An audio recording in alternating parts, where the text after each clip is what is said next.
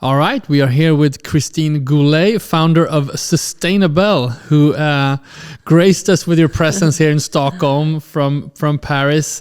Thank you so much for being here. Thanks for having me. Excited to be here. Christine, I have so many questions for you. You are a consultant in the kind of fashion innovation space. You're right in the middle of it, and that's sort of where we live with Scandinavian Mind as well. I mean, you worked with brands, including some of the biggest conglomerates in the world, but also you worked with innovation and tech companies. So there's a lot to cover. So maybe if you don't mind, perhaps give a little bit of a temperature check on where we are right now. Just feel free to answer this in any way you want, but where are we in terms of fashion and innovation? Is it a good place? Is it a challenging space? What's happening? Yeah, so I think we're in a really good place. I have to say I'm pretty excited about what's happening out there in the market today. I've been really focused on innovation in fashion since about 2017, I'd say.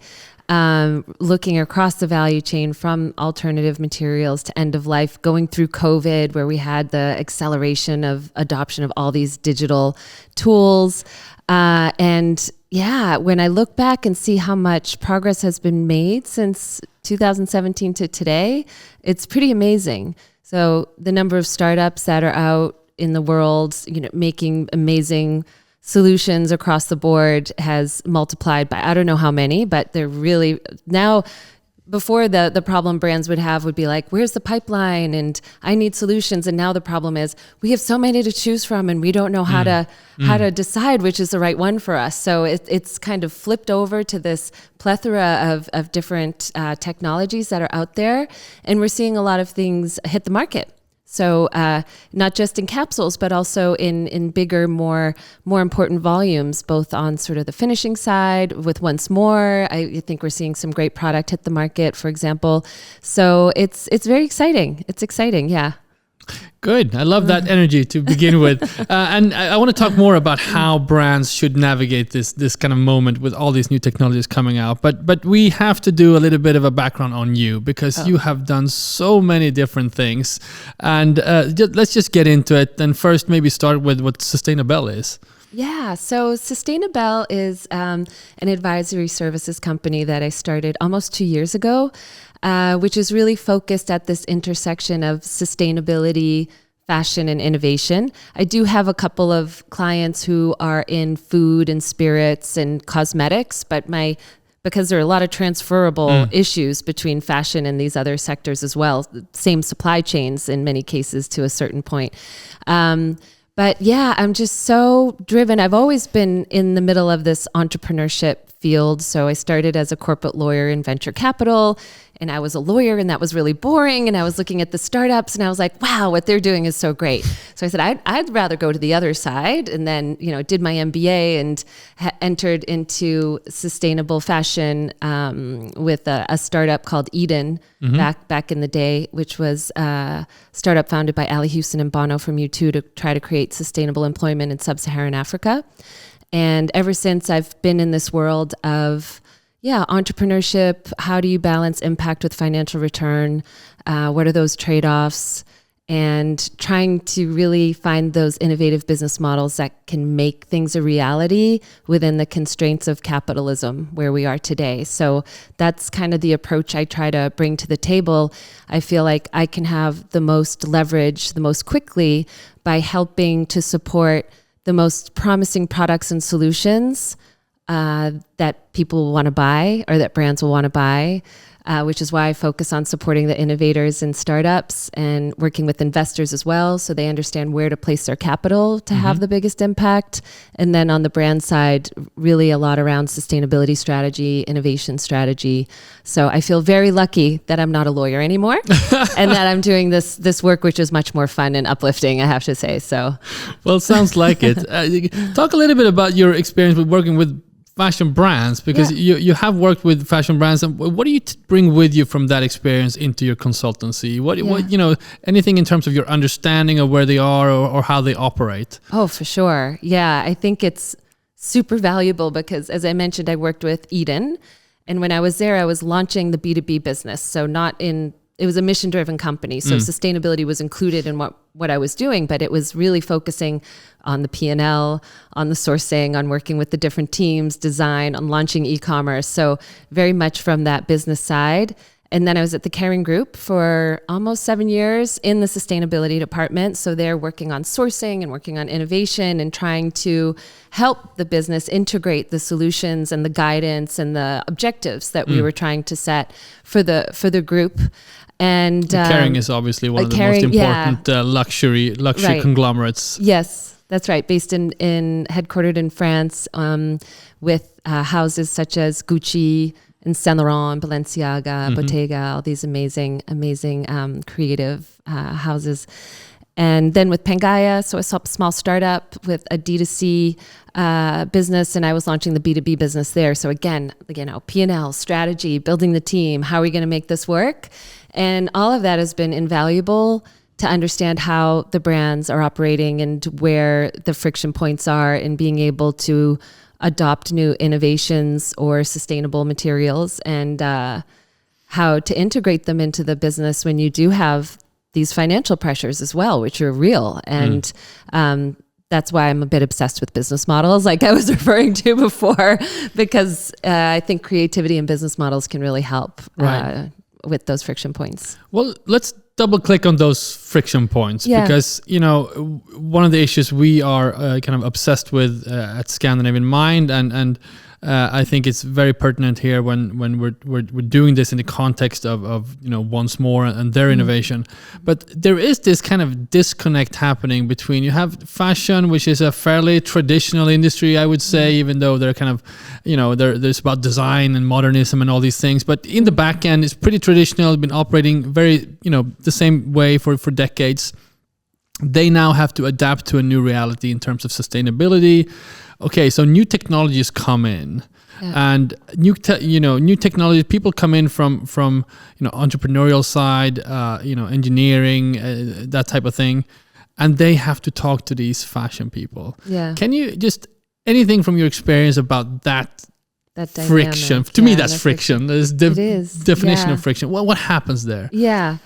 So yes, I agree with what you're saying. Fashion, the way fashion operates hasn't changed really in years. The supply chain, you can walk into a factory today, it looks the same as a factory 50, 100 years ago. And the pressures, I think, that the brands have faced in terms of the number of collections they need to go out with, the newness, the pace, as well as the fact that the relationships with suppliers is transactional. They don't own their supply chain. They're not doing R&D internally. Like if you compare fashion to pharma and cosmetics and other industries where they're rolling back big percentages of their revenue into R&D, fashion, I think it's under 1% last time I looked. So this is very new to kind of stop this normal way of doing business and try to understand not only how to talk to these scientists in many respects, but how to integrate it into their calendars and into their business practices. There has been a big shift, I think, over the last 5 years, where now brands are hiring chemists. They have innovation teams that 5 years plus they didn't necessarily have, unless it was a big performance brand where that was more part of the DNA. But a luxury brand having chemists or an innovation team 5 to 10 years ago wasn't like that. Yeah.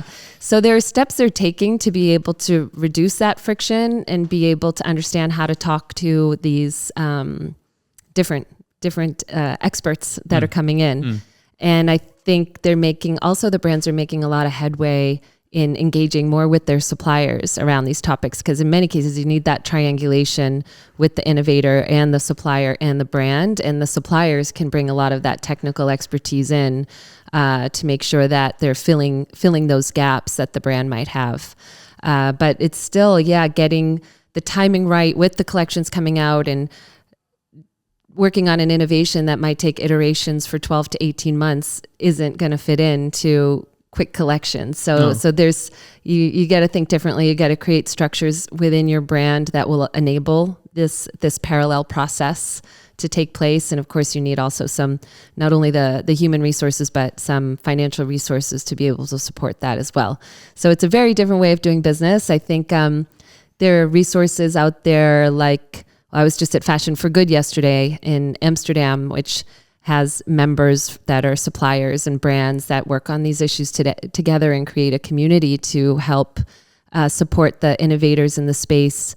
There's some great organizations like in biomaterials. There's Biofabricate, which does a summit annually, which brings everyone around the table and has some good thought leadership. So luckily we do have these organizations which are really trying hard to bridge the gap and facilitate the communication and the understanding as well. Right.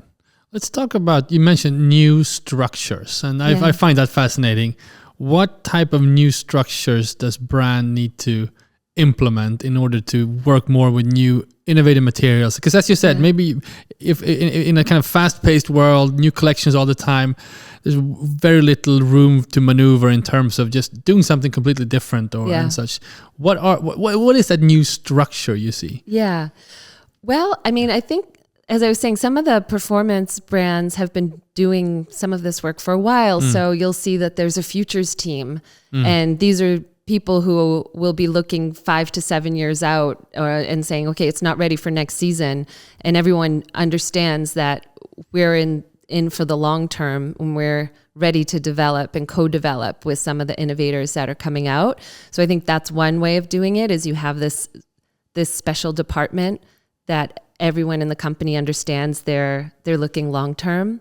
I think it's great to have a little pool of money that can go to support these projects. Even if you don't have a whole separate team, you need a little bit to play with, really, and to try and fail and, pilot things. And if you don't have that freedom to kind of do that playfulness with between the innovator and the brand, then it becomes very hard as well to kind of get that process going and make sure that there's some support behind it. So I always advise having that catalyst fund or green fund, and you see brands that are really taking this seriously. They definitely are doing this. So I think that's also important.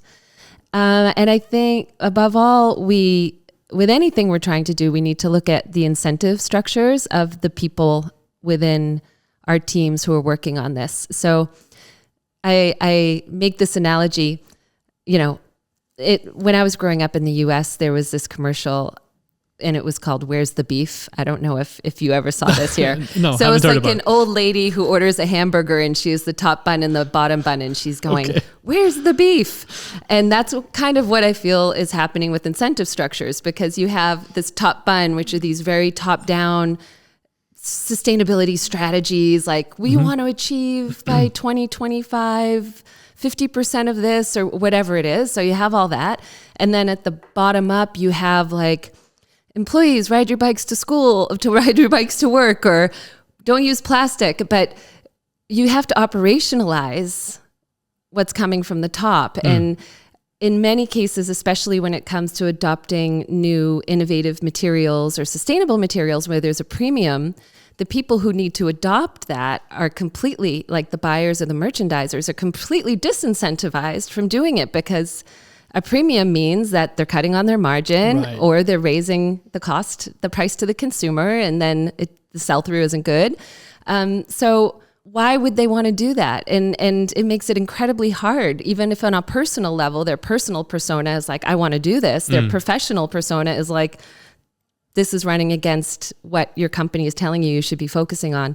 So I think that really leading companies who are it's really a silver bullet, in my opinion, if you're aligning the incentives of middle management, the people who are doing the work, to the innovation or sustainability objectives that you have as a company. And how do you do that? What are some... like you say, okay, buyer, we're not basing your annual bonus on the margin, or just the sell-through, but also on the percentage of next-gen materials that were included in the collection, or the percentage of certified or traceable materials that you're including.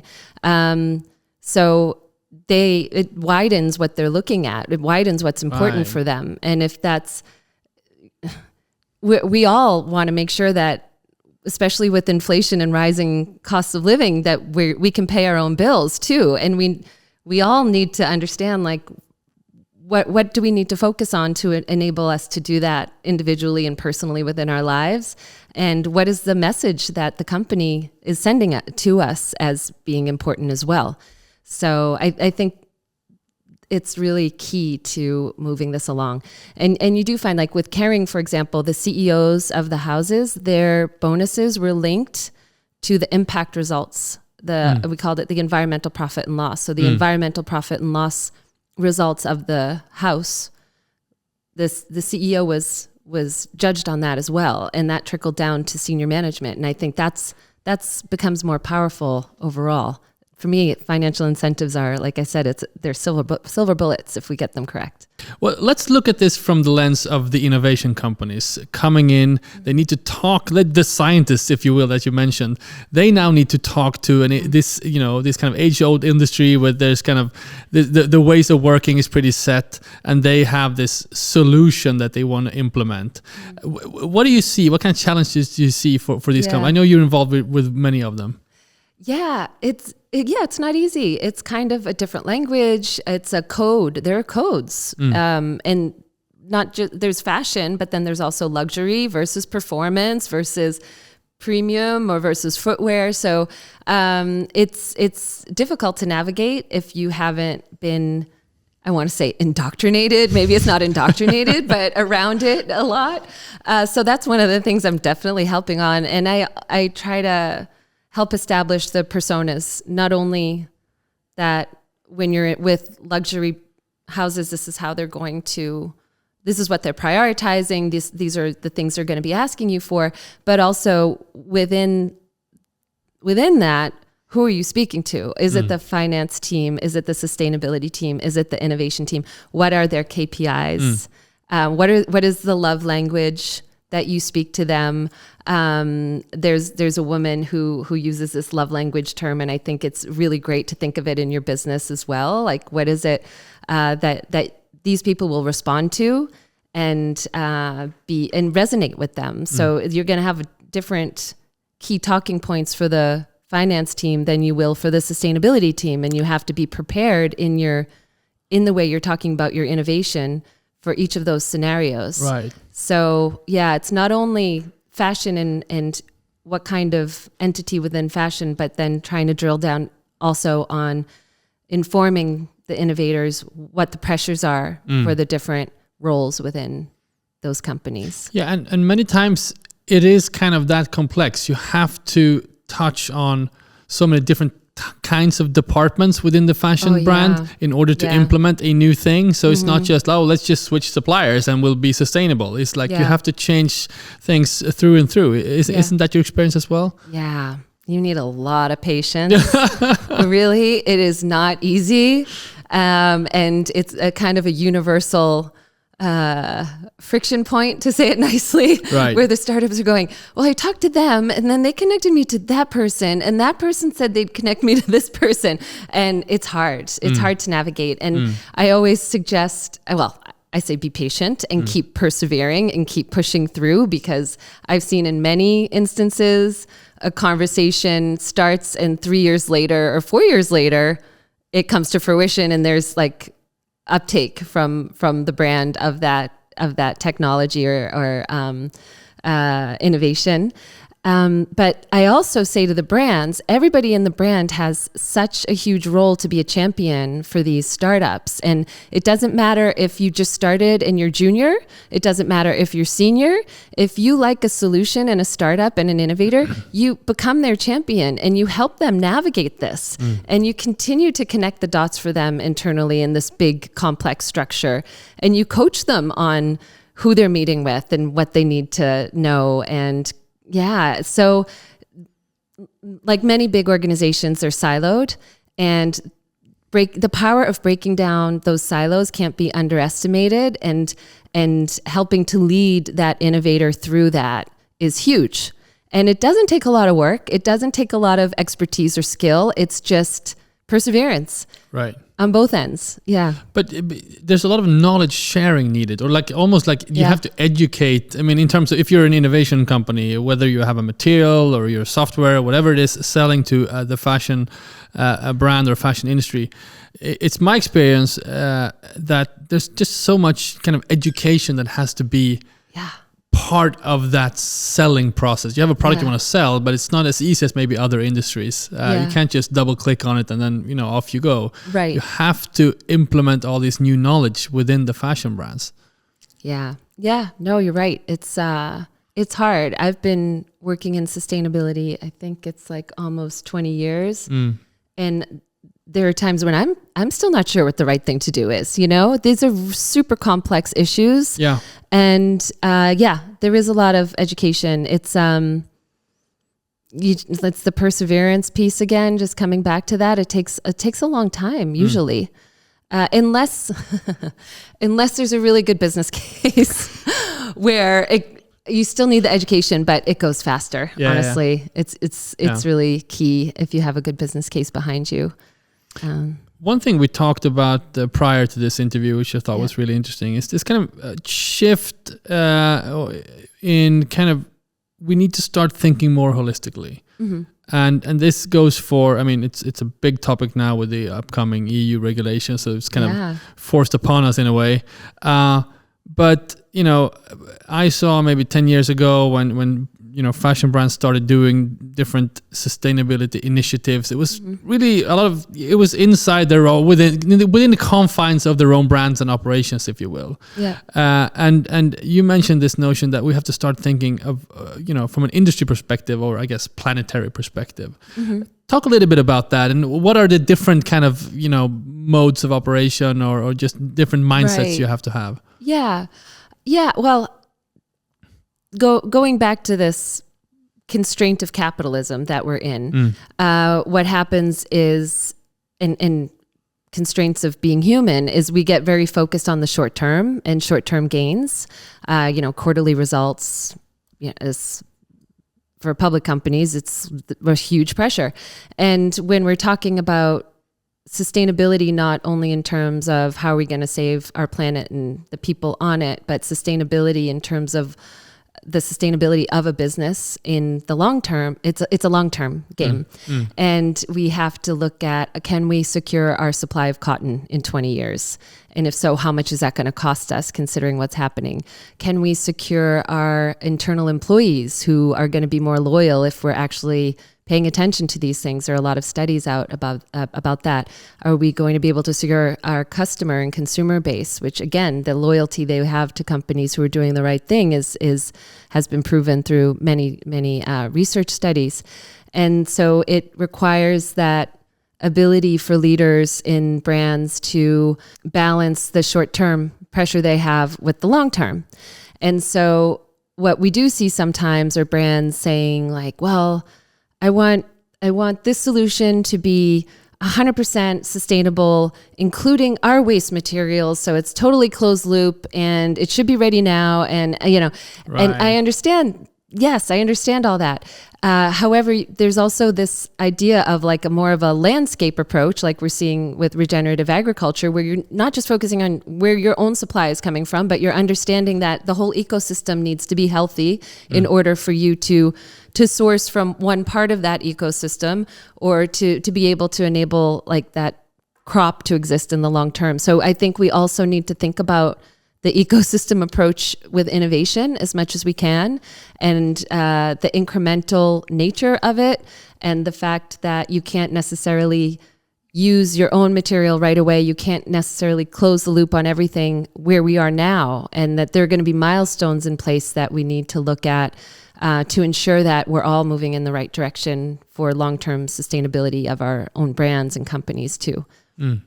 You also said something in our phone conversation about kind of being happy with the incremental change, right? And that there's huge value in getting that 20% better or 10% better here, 30%, and not thinking like everything has to be 100% flipped and there's a new paradigm. Right. Yeah, exactly. Because I think we all hear that quote, "Perfection is the enemy of good." Right. But what happens when the demands are really high in terms of whatever it might be, the certified material or percentage of recycled, whatever that demand is there's no action. Because if it's not high enough, there's no step forward. Whereas if you're saying, okay, 10% is okay for now, or 15, or whatever that number is, you're actually creating the impact now. And the scale you can have more as an ecosystem with that 15% is going to have a huge impact. Well, as if you're waiting for 100%, you're not doing anything. And by the time that the startup or the innovator might never get to 100% because they're not able to go on that journey with companies. So it's quite counterproductive, really. Though I understand the pressure, again, this pressure of wanting to communicate about it and wanting to have a higher, wanting it to be as perfect as possible with the communication part. But there needs to be a good analysis of what those priorities are and when, So you've done some work with OnceMore, helping them in their kind of go-to-market aspects. Yeah. When an innovation company like OnceMore comes to you, what are some of the things you tell them about sort of the fashion industry at large, but like how to navigate it? Right. Yeah. So,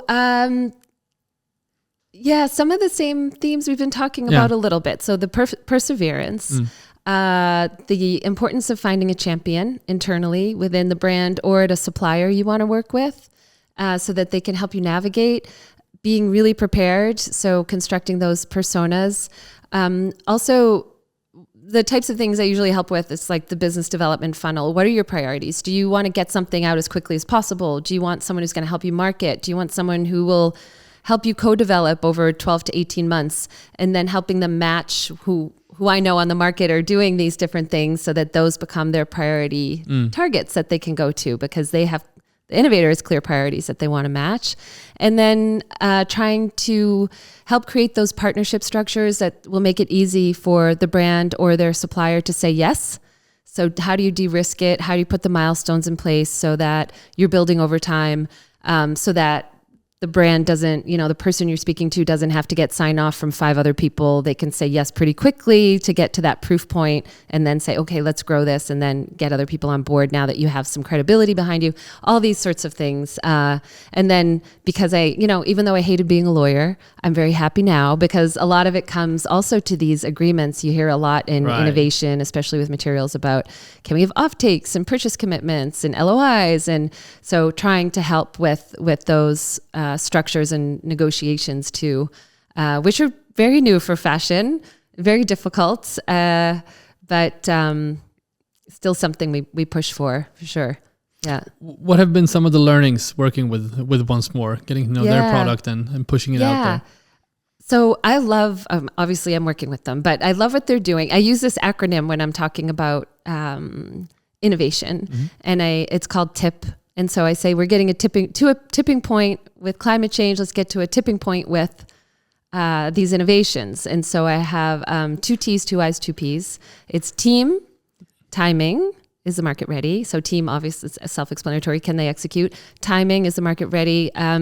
Impact, innovation, implementation. Can it be implemented within today's construct? Performance and price. And so whenever I'm going to work with someone, that's kind of the analysis I'm doing in my head. And I feel like OnceMore is very exciting because it ticks all those boxes. Right. One thing I love is that it's an actual industry player who's innovating within their own company, seeing what the trends are, making sure they're ready. And there's not enough of that, actually, I think, sometimes. So I think it's a great signal to other supply chain partners. We've worked on many things together. We've worked on narrative around the LCA, so the impact that they've been able to identify through third-party verified LCA. How do you communicate that out, not only to the technical people, but to more non-technical people who kind of want to understand why this is an important solution. Talking about how to create partnerships with other mills as well, the mills who are out there, because often with innovation, you find the brand and the innovator coming together and then pulling, going upstream and pulling in the supplier. But also when innovators. I don't want to say startups with OnceMore because it's obviously not, but going directly to those supplier partners and those mills and working with them in parallel is quite powerful and really important. So encouraging and working like with the team on what kind of structure could be put in place to help that move forward and accelerate that too. Those are a few of the things that we've been working on. So it's lovely. been great. Yeah. Thank you for those tips, pun intended, and getting some behind the scenes knowledge there. We're gonna round off soon, but I have to get your take on the kind of upcoming looming EU regulations happening. It's something everyone in the industry is either talking about, being concerned about, or consciously ignoring. I don't know. There are many different strategies out there that I've seen.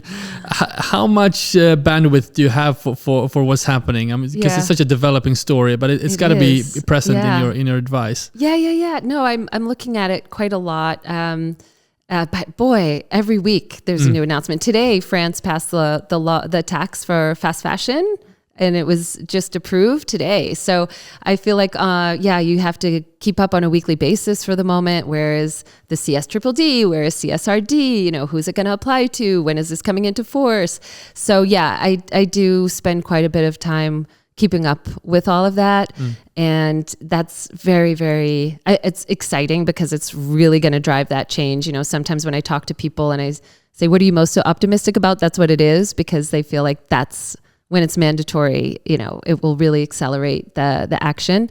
But it is a lot of work for these companies to get ready. It's coming from all sides, deforestation and the due diligence and human rights and the reporting. I mean, and investors, it's a lot. And it's also driving a lot in traceability, obviously, because without the data, they can't do any of this. And it's been a very opaque supply chain, as we were talking about at the beginning, with the fragmentation and the lack of ownership between brands and their suppliers in most cases, not luxury so much.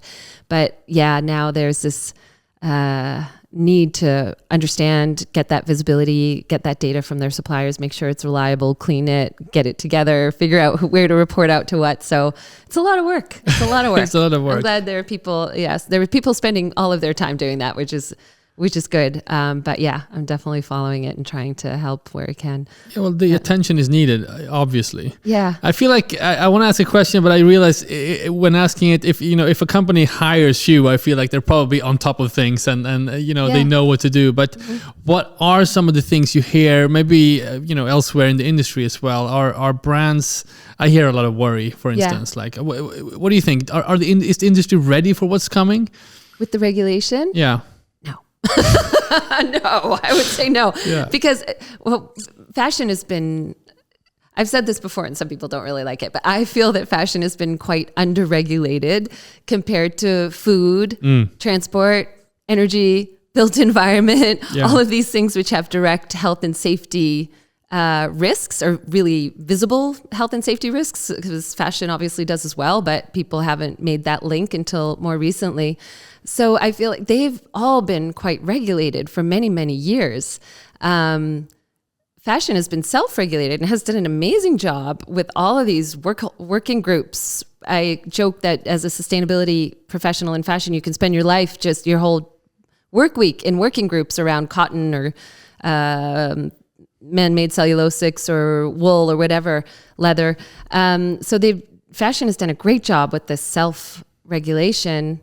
But now moving to what's coming, I think a lot of people need to get that expertise in-house or work with outside experts to make it happen. It's a lot. Yeah, it's a lot. Yeah, well, I'm sure you've met someone at some point that come from a different industry coming into the fashion industry and just be baffled by how things work and how different it can be, especially in terms of regulation. Yeah. If you can compare the auto industry, for instance. Yeah. What do you feel? Do you feel fashion's ready for this? No, not at all. That's why I'm doing what I'm doing. And I feel like we share a lot of common ground here. And there needs to be a lot more knowledge sharing. The brands need to come up to speed with what's happening. Right. Hence this podcast. Yay. Maybe that's a good way to end it. I just want to hear a bit of the last words. What are you excited about? What are you optimistic about in the near future from your perspective? I'm most excited about the innovations I'm seeing. I work with a lot of the next gen materials, but also SaaS platform, Fairly Made, doing traceability.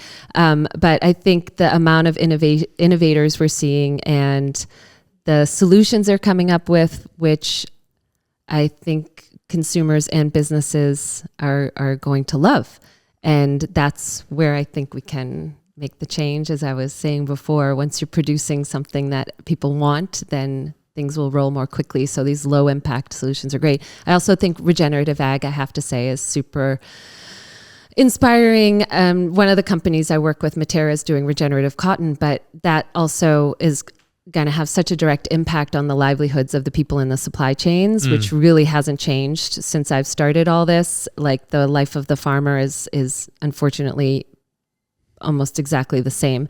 So I'm very much hoping that the combination of regenerative agriculture with technology that can communicate with the farmers and measure the output and the outcomes of what they're doing in the soil, carbon becomes a deliverable.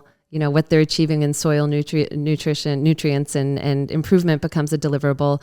They can get paid for that. Like, I feel like it will hopefully be a game changer for the people in the supply chain too. So there's work to be done. Yeah. What are you most excited about? Actually, data. Yeah. So I'm very, very, materials for sure, but also data. So I think there's a lot of change that needs to be done that can't be done unless we know what's happening within the value chain. And I feel like those are where the kind of macro changes are happening. Yeah. I'm less inclined to be excited about, there's been so much kind of trendy sustainability, trends the past few years with kind of rental and completely new stuff, fashion and gaming, and these kind of, to me, kind of fringe aspects. They may have effects down the line, but I feel like that's not where we should pay attention, or at least that's not where I want to pay attention. Yeah. No, there's a lot of work to be done there as well. Yeah, there is. There sure is. Yeah. Christine Goulay, founder of Sustainabelle, thank you so much for sharing your insights here today. Thanks, Konrad. Thanks for having me. Thank you. Okay.